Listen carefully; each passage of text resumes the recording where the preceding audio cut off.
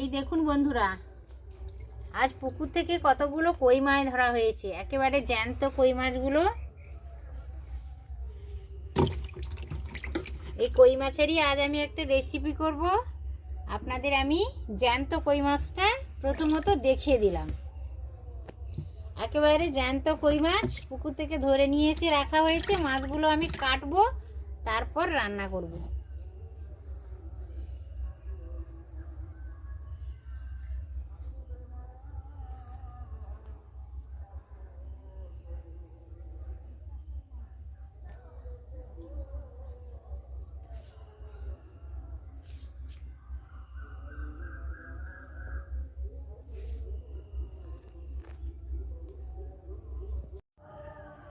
নমস্কার বন্ধুরা, গঙ্গাসাগরের বনেদি রান্না ও পরিবেশ ইউটিউব চ্যানেলে আমি সবাইকে স্বাগত জানালাম।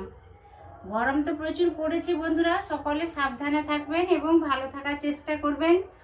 আজ আমি কিছুটা পরিমাণ দেশি কই নিয়ে হাজির হয়েছি কই মাছের একটা রেসিপি করার জন্য।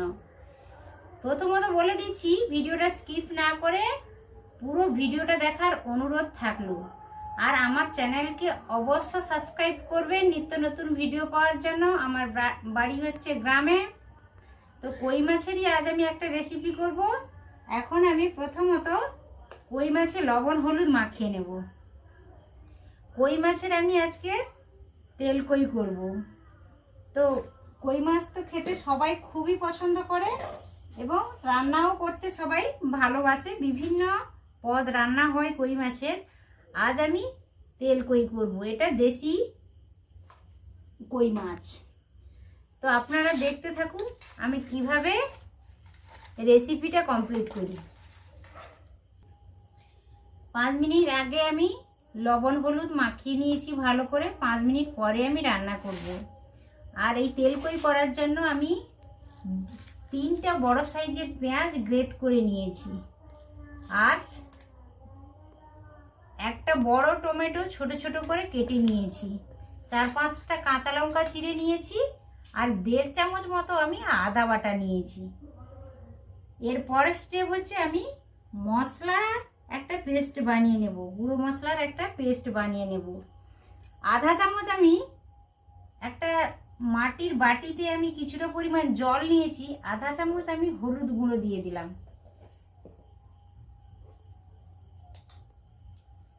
আমি 2 ধরনের লঙ্কা গুঁড়োটা ব্যবহার করব। এই দেখুন, আধা চামচ আমি কালারের জন্য লাল লঙ্কার গুঁড়ো দিলাম, কাশ্মীরি লাল লঙ্কার গুঁড়ো। আর প্লেন লাল লঙ্কার গুঁড়ো ঝালের জন্য নিলাম আধা চামচ। একটু ঝাল ঝাল হলে খেতে ভালো লাগে, তবে ঝালটা নিজেদের পছন্দের। বেশি ঝাল খাওয়ার ইচ্ছে হলে বেশি একটু দেবেন, আর কম খেতে ইচ্ছে হলে কম দেবেন। এই কালো জাতীয় মাছে জিরে গুঁড়ো ধনে গুঁড়ো আমি একটু বেশি পরিমাণ দেব। 1 চামচ নিয়ে নিয়েছি ধনে গুঁড়ো। আর জিরে গুঁড়োটাও 1 চামচই দিলাম। কালো মাছে জিরে গুঁড়ো ধনে গুঁড়ো একটু বেশি দিলে খেতে ভালো লাগে, সুস্বাদু লাগে, তাই আমি একটু বেশি পরিমাণ দিলাম। গুঁড়ো মশলার পেস্টটা আগে থেকে বানিয়ে নিলে সুবিধে হয়, বাটা মশলার মতন পুরো হয়ে যায়, জলটা শোক করে নেয়। তো আর কথা না বাড়িয়ে বন্ধুরা চলা যাক, এবার রেসিপিটা শুরু করা যাক।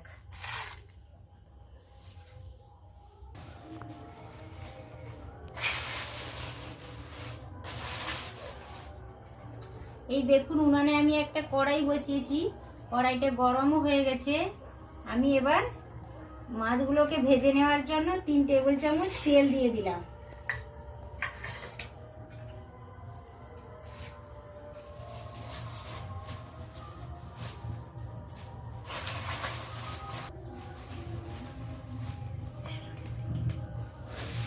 তেল গরম হয়ে গেছে, এবার মাছগুলো আমি ভেজে নেব।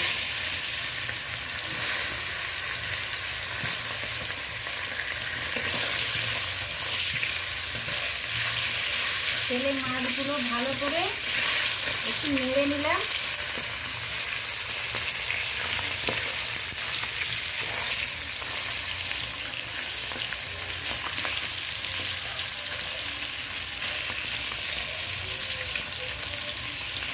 এই দেখুন লাল লাল করে আমি ওই মাছগুলো ভেজে নিলাম। এইভাবে আমি পুরো কই মাছটা ভেজে নেব, অল্প অল্প করে সব কই মাছগুলো আমি ভেজে নেব।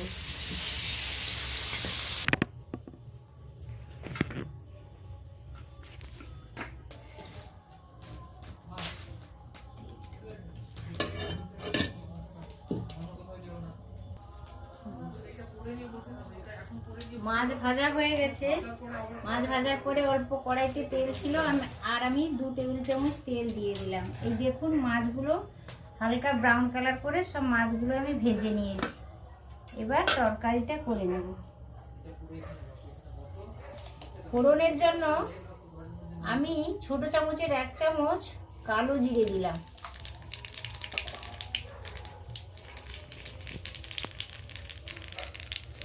পেঁয়াজটা গ্রেট করে রাখা পেঁয়াজটা দিয়ে দিলাম।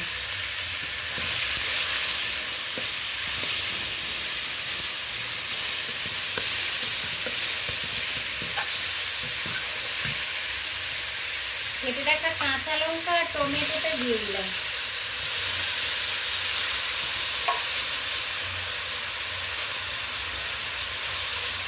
হালকা আঁচে আমি মশলাটা রেডি করে নেব।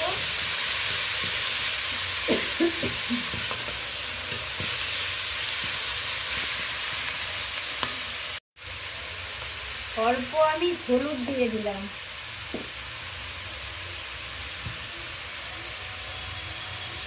স্বাদ মতো আমি লবণ দিয়ে দিলাম।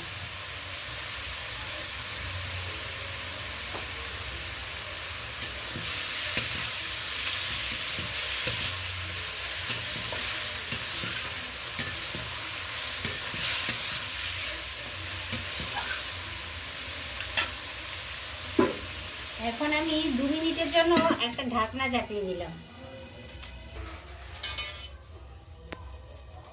এই দেখুন আমি ঢাকনাটা খুলে দিলাম।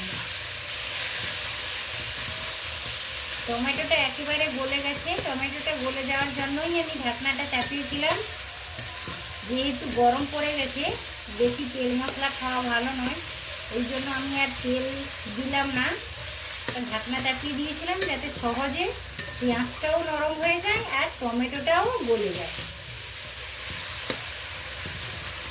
বন্ধুরা এইভাবে ট্রাই করে দেখবেন অল্প তেল মশলাতে কি করে ভালো খাওয়া যায়, ভালো রান্না করা যায়। এটা অবশ্য আপনারা এইভাবে করে দেখবেন। তো পেঁয়াজ কাঁচা লঙ্কা টমেটো আমার ফোড়নের সাথে বেশ ভালোই ভাজা ভাজা হয়ে গেছে।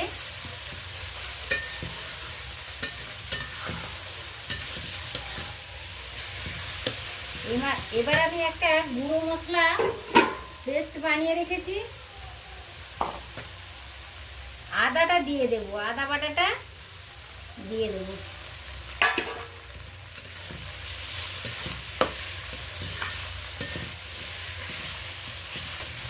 কাঁচা লঙ্কা পেঁয়াজ টমেটো ফোড়নের সাথে আদা বাটাও দিয়েছি, সব ভালোভাবে কষিয়ে নিয়েছি।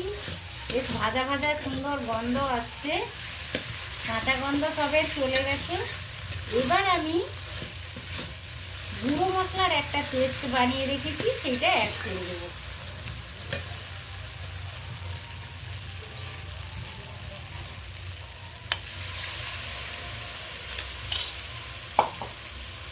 হালকা আঁচে আমি মশলাটা রেডি করে দিচ্ছি।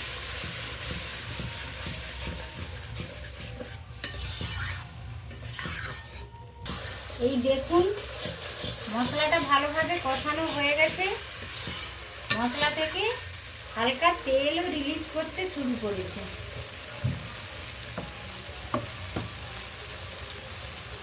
এবার আমি একটা পাত্রে জল গরম করে রেখেছি, জলটা পরিমাণ মতো দিয়ে দেব।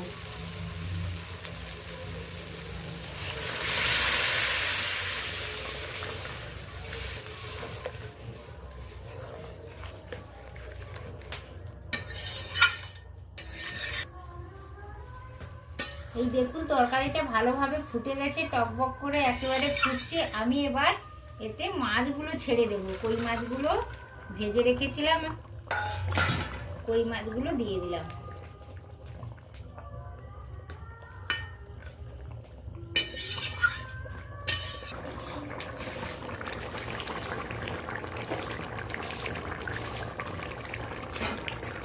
হালকা হাতে একবার তরকারিটা নেড়ে নিলাম।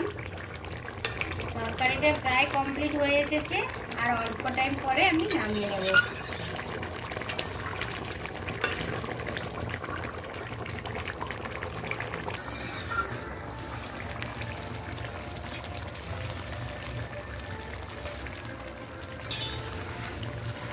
এই দেখুন গ্রেভিটা বেশ মোটা হয়ে গেছে, তরকারিটা খাওয়ার জন্য একেবারে রেডি।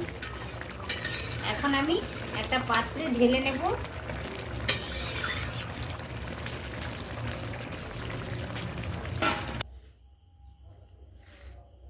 এই দেখুন আমি আমার তেল কই তরকারিটা কমপ্লিট হয়ে গেছে, একটা পাত্রে ঢেলে নিয়েছি। 2 মিনিট স্ট্যান্ডিং টাইমেও রেখেছিলাম। দেখুন তরকারিটা বেশ ভালোই দেখাচ্ছে।